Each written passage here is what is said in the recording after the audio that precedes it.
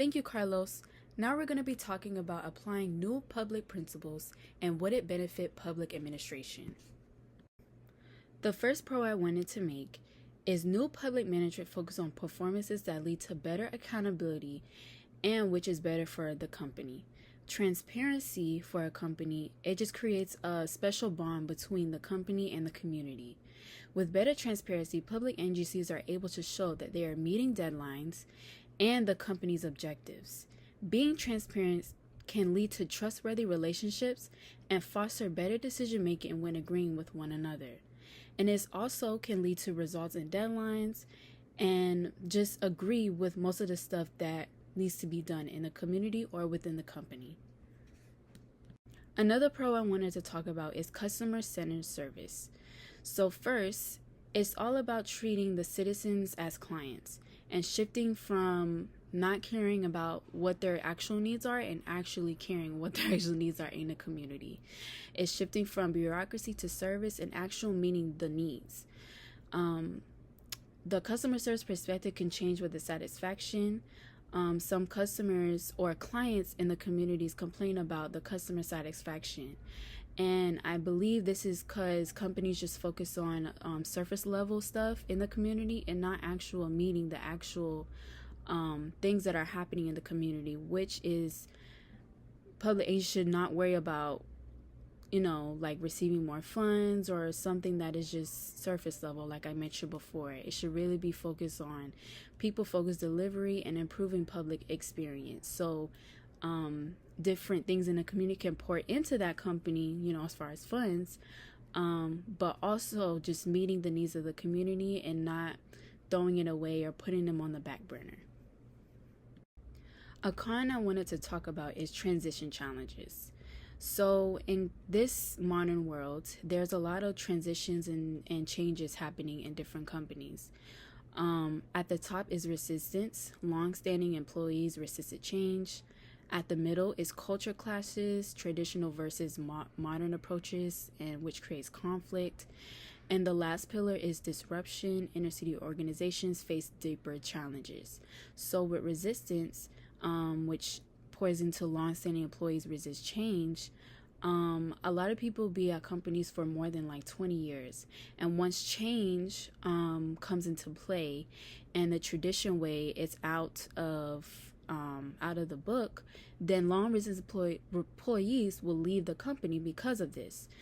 Some people get content in staying in the traditional way, and once things start changing and wanted to make it more modern, as some people will say, they leave. And usually those employees are there for more than 20 to 30 years. And then the second pillar goes into culture clashes, so traditional versus modern approaches conflict. The traditional way is coming down to an end now, especially in these times.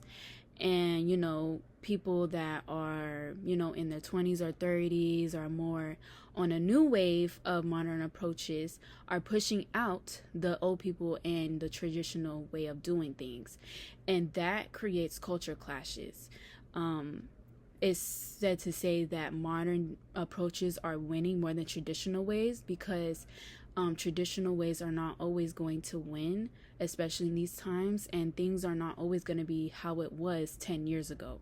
So that's why I believe that modern approaches are mostly going to work, but it could also be a con because, like the first pillar says, is resistance, so long-standing employees. So once modern comes, long-standing employees will leave because of the culture clash of taking away the traditional ways of the company.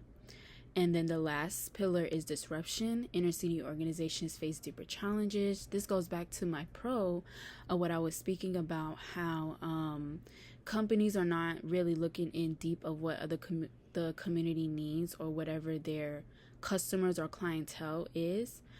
It can lead to more trouble rather than improvements. The organization may clash with the principles of the new public management. And with the clash, it can face a deeper challenge within the organization, whether it be funds, whether it be keeping people. And if you don't have people in the company, you can't you can't work. You can't help the community. You can't work, and it's hard because the modern approaches are changing the traditional ways. So my last thing I want to point out is balancing innovation and institutional reality. It just goes into depth about accountability tools, contact matters, and tailored adoption. This just goes into new public management offers transparency methods, consider intentional capacity, and lastly, going to tailored adoption, customized implementation with better results.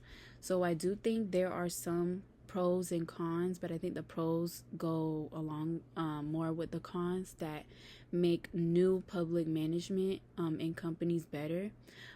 So I do think these pros and cons would help better the community in these businesses in these communities.